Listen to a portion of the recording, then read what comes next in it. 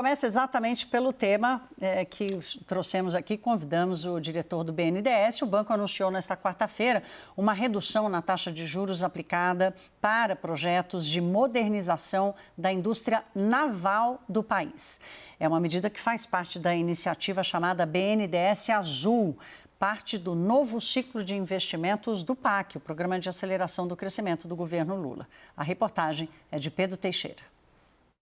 De acordo com o presidente do banco, Aloísio Mercadante, se enquadram no plano programas para construção e modernização de novas embarcações e projetos de reparo e manutenção da frota naval. Para Mercadante, com isso, o Brasil vai se posicionar na liderança de descarbonização da frota marítima. Segundo ele, uma exigência do mercado nos próximos anos. A expectativa é que sejam destinados ao menos 2 bilhões de reais para o setor via Fundo Marinha Mercante, que é administrado pelo BNDES. O anúncio vem dias após o governo federal lançar uma nova política industrial que promete 300 bilhões de reais em financiamentos até 2026. O BNDES será o carro-chefe do programa, entrando com cerca de 85% desse montante. Parte em crédito subsidiado e parte em fundos de investimentos, o que levantou dúvidas sobre o custo fiscal da empreitada e a viabilidade de retorno dos subsídios. Em entrevista concedida ao portal UOL nesta quarta-feira, o vice-presidente e ministro do Desenvolvimento, Indústria, Comércio e Serviços, Geraldo Alckmin, disse que as metas do plano serão detalhadas posteriormente. Todo desembolso tem meta, resultado e punição. Então vamos dar um exemplo. Isso não está lá no plano. Não, isso é detalhado depois. Ali o plano foram só as missões. Você tem 6 missões: agroindústria, complexo da saúde, defesa, digitalização, verde, mas é tudo detalhado. Alckmin defendeu ainda o papel do BNDES no financiamento de empresas, principalmente as exportadoras, para gerar crédito mais barato. Você exporta, então você recebe em dólar. Ele vai te emprestar em dólar. Vai custar 5%, 6% o dinheiro, muito mais barato do que a Selic, muito mais barato. Por que não pode fazer para todo mundo? Porque se amanhã tiver uma desvalorização cambial, o cara emprestou em dólar, ele vai ter problema. Quem exporta em dólar pode ter um financiamento em dólar, ele está redeado. Não tem nenhum dinheiro do governo, zero do governo. Eu começo com você, Gordon. Eu estou acompanhando o teu esforço de explicar exatamente qual vai ser o papel do BNDES e te agradecemos por juntar esse esforço aqui à turma do WW. Meu caro, a grande reação, né, talvez a mais acalorada com relação ao plano, foi o risco de subsídios, foi o risco de crédito direcionado, escolha de campeões e tudo mais. Isso vai ou não acontecer e que garantias que o BNDES pode dar para que isso não aconteça? Bom, primeiro, boa noite, né? Agradecer a oportunidade de usar aqui o espaço da CNN para poder falar um pouquinho para o público e esclarecer todas essas dúvidas, Thaís. Esse programa que foi elaborado pelo governo federal, que nós estamos chamando de o Plano Safra da Indústria, né? O Plano Mais Produção, que vai ter 300 bilhões de reais do setor industrial, é um plano que está totalmente dentro dos parâmetros fiscais elaborados, pensados e organizados pelo ministro Fernando Haddad. O BNDES apoia integralmente todas as medidas que estão sendo tomadas pelo ministro Fernando Haddad, que vem trabalhando com brilhantismo, né, a política fiscal do governo federal. Então, tudo que está pensado está dentro dos parâmetros fiscais, nada está fora dos parâmetros fiscais e dentro da expectativa do BNDES de ter os seus recursos, né, utilizados ao longo dos próximos anos. Não tem, digamos assim, funding novo, novos recursos que estão fora dos parâmetros que nós estamos pensando para os próximos 4 anos. Tá? Existe alguns recursos diferenciados, né? Por exemplo, né, o Plano Mais Produção é dividido em 4 grandes eixos: inovação, verde, exportação e produtividade, que parecem 3, 4 linhas extremamente modernas, né? Queremos uma indústria mais inovadora. Agora, para inovar é alto risco, né? As empresas têm risco, então é importante ter uma taxa diferenciada. Foi aprovado pelo Congresso Nacional, regulamentado pelo Conselho Monetário Nacional, que o BNDES vai poder aportar a taxa TR, que é uma taxa de referência, que dá em torno de 2% ao ano, mais o spread do banco, né, que são 2%, em torno de 4% ao ano, para a inovação. Mas é apenas para a inovação, esse é um valor limitado, inclusive pelo Conselho Monetário Nacional, pela lei que aprovou isso. Isso vai dar, do BNDES, em torno de 20 bilhões por ano para a inovação ATR, não mais que isso. Tá? Ainda tem mais 20 bilhões também da FENEP ATR para emprestar. Então, são 40 bilhões o valor que está previsto, né, nos acordos com o Ministério da Fazenda. Para a parte verde, tem um mecanismo extremamente inteligente. Né? Nós temos que ter uma indústria descarbonizada, as mudanças climáticas estão chegando, existe uma grande corrida por competitividade verde e a nossa indústria pode ser, né, muito protagonista nessa agenda. Vão ser colocados recursos a partir do Fundo Clima, né? O Tesouro emitiu um Green Bond, né? Esse captou a mercado e está colocando esses recursos nesse Fundo Clima, né? E depois os recursos para exportação, que são custos de mercado, e os recursos para produtividade, que a sua grande maioria são custos a mercado. Sim. Então, eu posso dizer assim, 70% é custo de mercado e uma parte menor, 70% custo de mercado, uma parte menor, recurso com subsídio financeiro, mas sem nenhum aporte do Tesouro nesses programas. Obrigada, Gordon. É bastante técnico o que você traz, mas é importante porque tem muita informação relevante aí para separar o joio do trigo. E eu deixo agora com o Daniel Hittner. Eu não sei se você quer fazer pergunta, Daniel, ou se você quer trazer um pouco desse novo dia na discussão em Brasília e de repercussão da nova política industrial. Ô, Thaís, eu quero aproveitar aqui esse convidado de luxo aqui que a gente tem para tirar algumas dúvidas ainda pouco claras para mim no pacote anunciado segunda-feira. Uma delas diz respeito à escolha das empresas em que o BNDES poderá investir, poderá fazer algum tipo de aporte. No passado foram feitas algumas escolhas corretas, algumas escolhas erradas, mas obviamente aquelas escolhas erradas têm um custo de oportunidade, geram um custo para o Tesouro, para o BNDES, para o contribuinte brasileiro.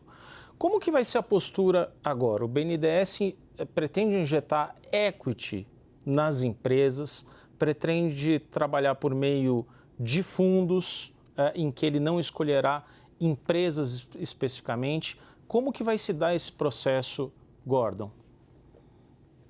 Tá, obrigado, Daniel, pela pergunta, né, para aproveitar e esclarecer um pouquinho. Muita gente saiu falando sem analisar, né, o programa, então é importante, né? O Plano Mais Produção tem 3 grandes eixos: crédito, que é a grande maioria do recurso, 271 bilhões, né, e equity, ou em torno de 8 bilhões, e a parte não reembolsável, que é projetos mais ligados à ciência, que estão com a FINEP e não com o BNDES. Na parte de equity, o BNDES não pretende, né, investir em ações de empresas, comprar ações de empresas com esses 8 bilhões. Tá? A ideia é que a gente possa trabalhar por meio de fundos de investimento. O BNDES já faz isso, já vem fazendo, tem resultados muito bons. O mercado gosta de fazer isso com o BNDES. Por quê? Porque o BNDES passa credibilidade nas suas ações. Então, tem fundos privados como o BTG, como o Pátria, como o Genial. O BNDES abre edital, esses fundos concorrem nesse edital e vão pegar uma parte do recurso do BNDES, no máximo 25% é do BNDES nesse fundo, trazem recursos ao mercado, estimulamos o mercado de capitais que vão investir em pequenas empresas, startups, né, que a gente chama de empresas de base tecnológica, aquelas que precisam de mais impulso, porque precisam desse dinheiro inicial de investimento para poderem crescer e ganhar mercado. E aí nós estamos, por exemplo, começando na área, por exemplo, de minerais críticos para transição energética. É fundamental explorar a parte de lítio, nióbio, saber onde eles estão, empresas que consigam extrair esses recursos. E o BNDES, por exemplo, vai começar com o primeiro fundo ligado a essa área fundamental, pensando em transição energética. Então, o BNDES não irá, com esses 8 bilhões de reais, investir em ações de empresas, mas sim em fundos de investimentos com gestores privados, na sua grande maioria como parceiros. Yuri Pita? Bom, boa noite, Gordon. Deixa eu dar boa noite também, Thaís, Hittner. Gordon, então, queria, diante de tudo que você já colocou, né, e você até mesmo falou, olha, muita gente falou ainda sem conhecimento do plano. Você concorda com o vice-presidente, com o ministro de Desenvolvimento, Geraldo Alckmin, de que há um certo preconceito em relação ao papel do BNDES, seja nesta próxima política que foi anunciada agora, ou mesmo no passado, com o papel que o BNDES teve em outros projetos? Olha, Yuri, eu acho que aconteceram uma série de fake news com relação ao BNDES ao longo do tempo, né? O BNDES, a gestão anterior, a nossa, gastou mais de 40 milhões de reais para tentar, né, achar caixa preta no BNDES. Eles mergulharam numa caixa preta e saíram num aquário, né? Descobriram que o BNDES é uma instituição extremamente transparente, foi eleita pelo TCU e pela CGU a instituição pública mais transparente do Brasil, né? Então, tem muito preconceito, teve muita coisa colocada errada, mas, obviamente, o BNDES aprendeu com o passado e tem que implementar. Cada vez mais deixar transparente, todos os projetos têm que ser colocados no seu site, a próxima sociedade poder saber o que está acontecendo. Estamos aqui falando, explicando o que vai ser feito, os projetos são acompanhados, monitorados, né? Per toda a equipe técnica, que são funcionários de alto nível, funcionários públicos de alto nível. Então, isso foi todo um processo de aprendizado também do banco. Mas existe sim, mas a gente precisa entender que existem mais de 520 instituições financeiras de desenvolvimento pelo mundo que operam mais de 20 trilhões de dólares e são fundamentais. Eu estou falando de Estados Unidos, Alemanha, China, Coreia, que têm modelos semelhantes, e o papel de um banco de desenvolvimento é muito importante, por exemplo, para estimular o setor industrial em áreas estratégicas como inovação, exportação, descarbonização, né, e produtividade, que são áreas estratégicas e vão ajudar a dar competitividade para o setor empresarial. Aproveitando aqui para falar de erros que existem às vezes, corrigir a chamada inicial de vocês, o BNDES não vai reduzir juros para a indústria naval, o BNDES vai reduzir o spread, vai cortar o custo do banco, mas os juros serão os juros tradicionais do Fundo de Marinha Mercante. Gordon, eu vou usar a sua provocação aqui quando você falou de fake news, que tem uma coisa que não é fake news sobre a aposta do governo na indústria naval, que é o fracasso da política feita no passado e a quantidade de dinheiro que foi jogado fora, né? Não só do governo, mas de quem investiu na iniciativa privada, de quem acreditou nesses projetos e investiu, sem falar no sucateamento, enfim, uma série de coisas. O presidente do BNDES disse hoje que haveria ali uma leitura para evitar erros do passado. Que erros são esses que o BNDES reconhece? Eu acho que a indústria naval ela é uma indústria que tem um potencial muito grande. O Brasil, né, exporta grãos pelo setor naval e precisa disso. E vai haver uma grande mudança no paradigma da indústria naval, né?